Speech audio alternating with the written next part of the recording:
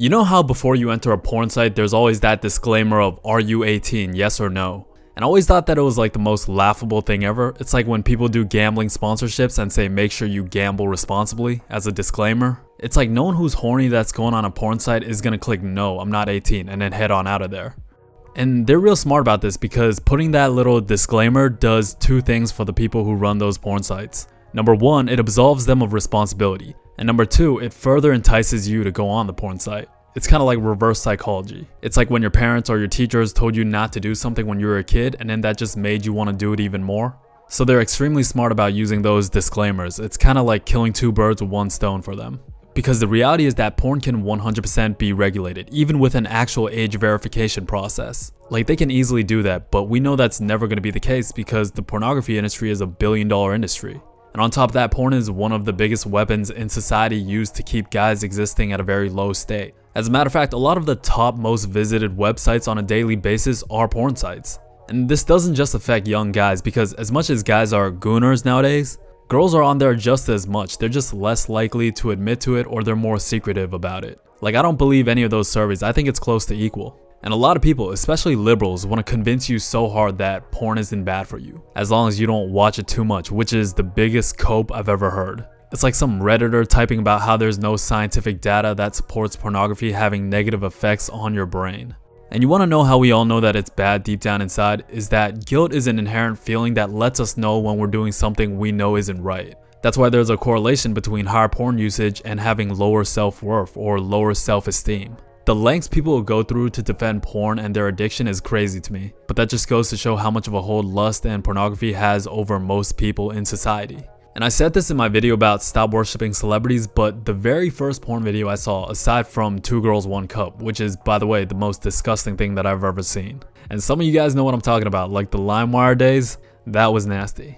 But the first video I saw was from that witch Kim Kardashian. You know that sex tape that her and her mother pretended to leak? I was actually in the 7th grade at the time and it was in science class, and I remember every guy just passing around the video and going crazy over it. First porn video I saw was with 2 white dudes and an Asian dude that was too scared to look, so it was just the 4 of us sitting around the table just watching this video of her taking dick from Ray J. And we were like trying to hide it to make sure like the teacher didn't see us. That was the first porn video that I saw and I'll never forget it. I couldn't even really process what was happening. I was just like, we're watching something we weren't supposed to, and we were like, it was fun. And when you really think about it, it's kind of hard to imagine everything that that woman has done in terms of the sexualization of society. I mean, it's not like society wasn't sexual before her or wasn't going to be sexual after her, but she definitely had a massive impact on the over-sexualization of society in general. And now we've somehow gotten to a point where being a porn star is a sought-after profession. In some ways, she's made being a porn star cool.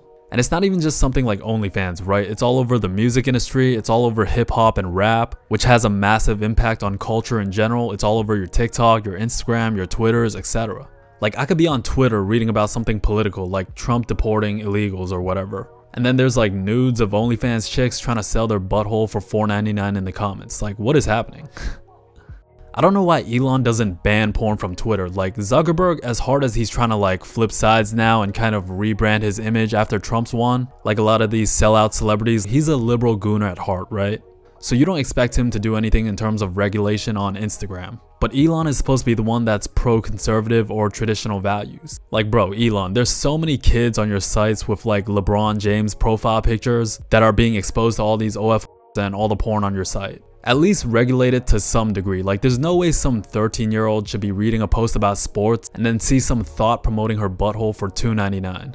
And going back to culture, right? It's like you look at the hottest artists in the hip hop community, from Sexy Red to Ice Spice the deodorant to Megan the Mustang. You look at all these female artists and you can't get through a single song without shaking ass or talking about dick.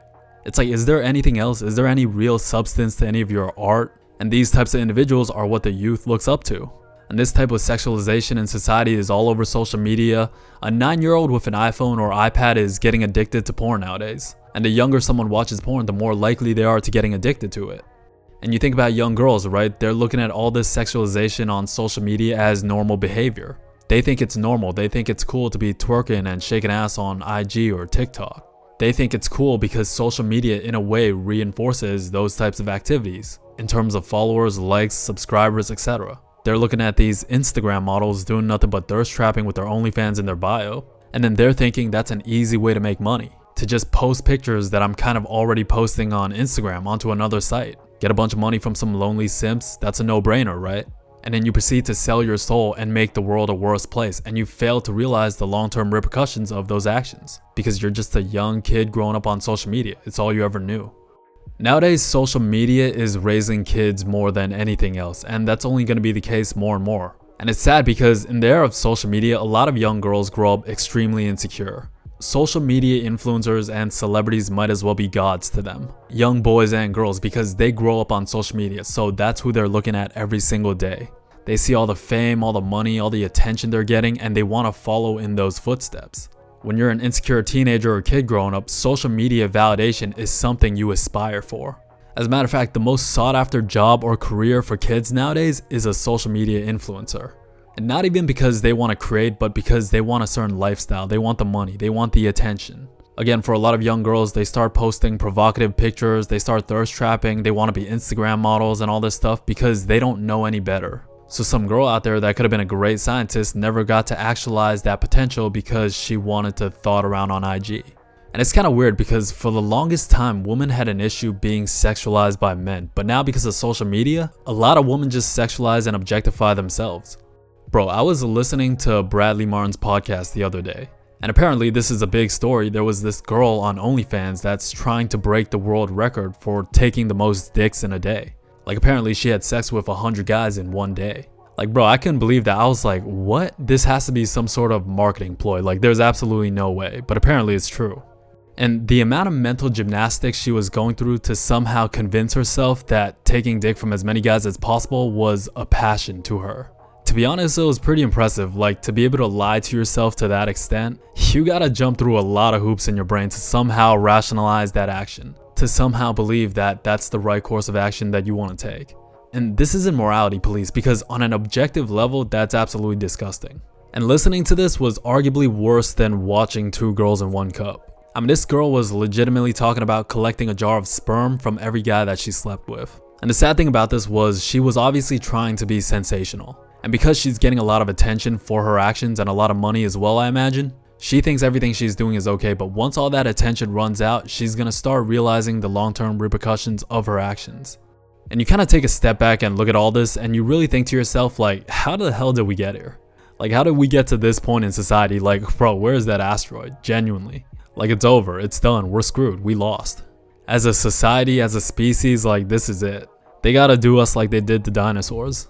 And again, it's not just porn, right? It's everything that's being sexualized in society. Like, you could go to a gym nowadays and bro, some of the way these chicks are dressed, it's like, bro, where am I? Like, what is this?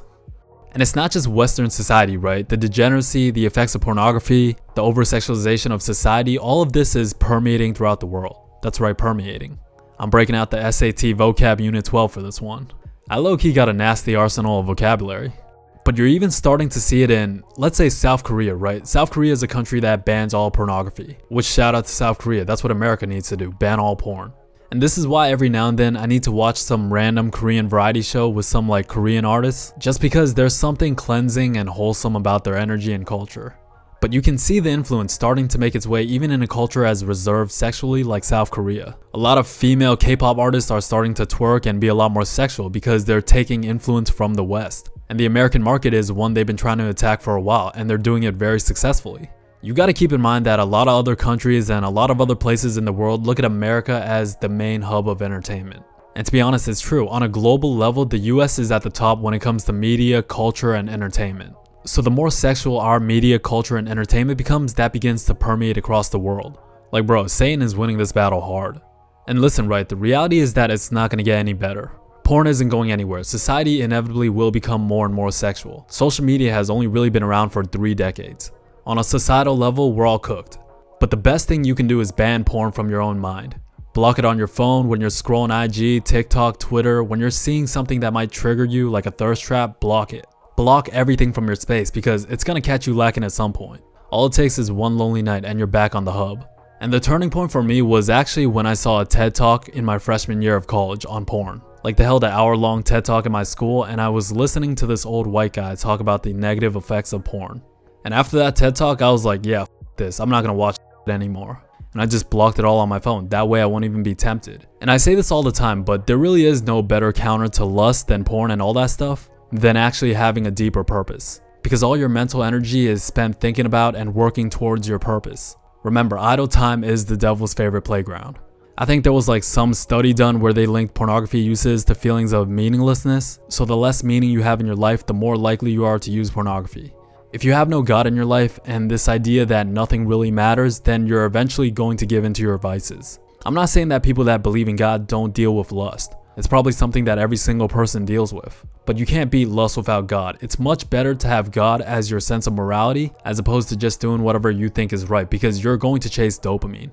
Life is actually very linear in the aspect where the more depressed you are, the less purpose, the less meaning you have, the more likely you are to give into your lust. But the opposite is also true, where the more momentum you have in life, things are going well mentally, physically, spiritually, you feel purposeful every day. This then elevates other aspects of your life as well. And again, right, society is only going to continue to be more and more sexualized. There's close to nothing we can do about that. The best thing you can do is desexualize your brain, block it from your mind. Try to do everything you can to block it from even entering your space, and replace that time, replace that energy, and channel it into your greater purpose. That's the best thing we can all do for ourselves. Anyways, thank you for listening. I was kind of all over the place with this one. Just wanted to get my thoughts out there on this, especially after hearing that podcast. Like, bro, that was a lot. Bro, the whole time I was listening to that podcast, I was just like, how did we get here? Like, what is going on? Thank you for listening. I love you. I appreciate you. With that said, make sure you stay true, and I'll talk to you real soon. Peace.